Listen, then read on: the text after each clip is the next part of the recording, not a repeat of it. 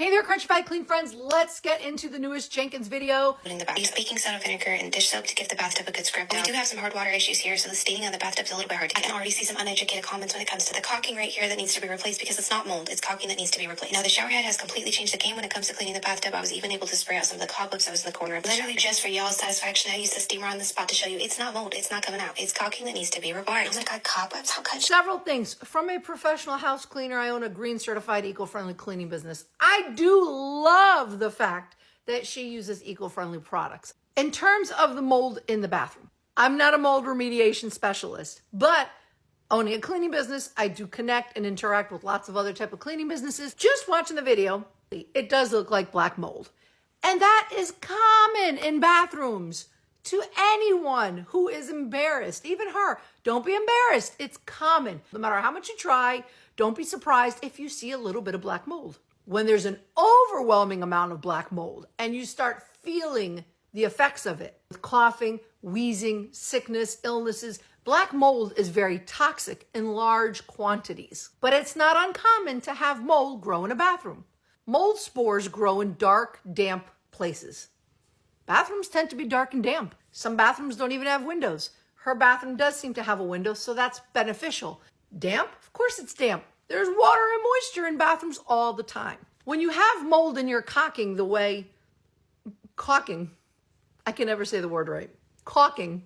Okay, when you have mold in your caulking, the mold spores are growing behind the caulking. They're growing within the sheetrock. The problem with mold is you can spray it superficially as much as you want with either bleach or hydrogen peroxide, but don't mix peroxide and bleach together. It's either or.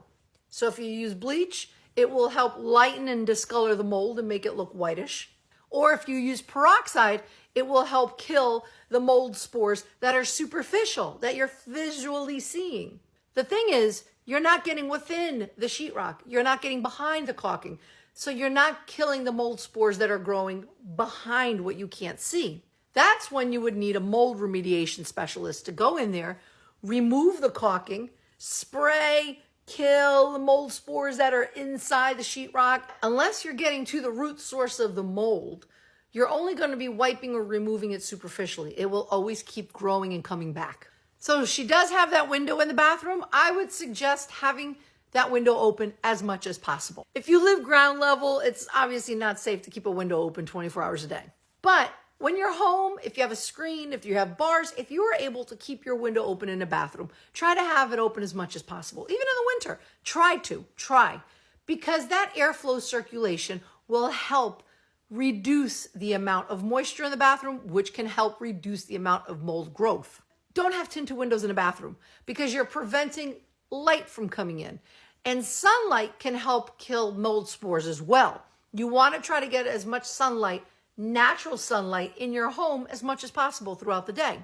Now again, if the window happens to be in a weird place that people can walk by and look right into your mirror and see you take a shower, yeah, get a little curtain or get something to cover it up.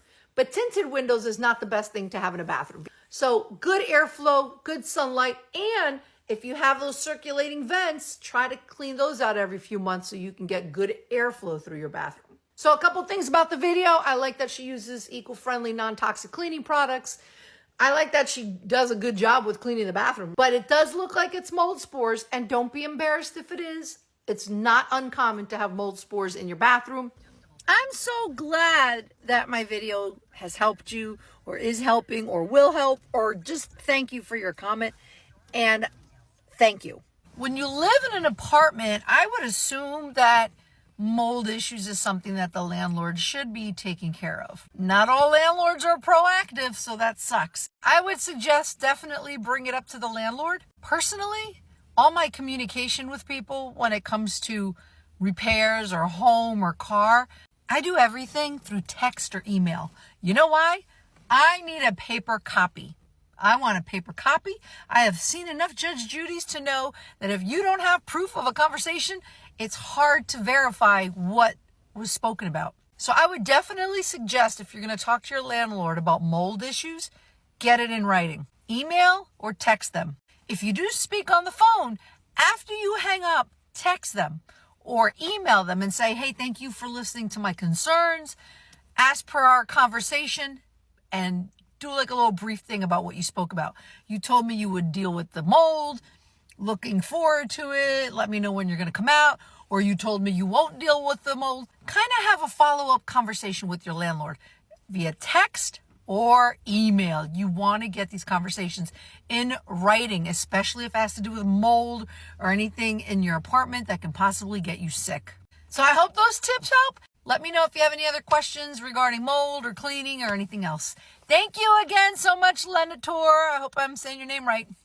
And if you want to know about any eco cleaning tips or tricks, check out my ebook on my website, crunchycleaningbycathy.com, or on my Etsy shop, Crunchy Clean by Cathy, all one word.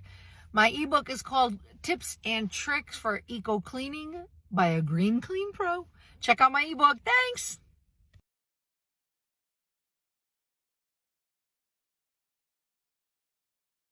Hope those tips help. Crunchy Cleaning by Cathy.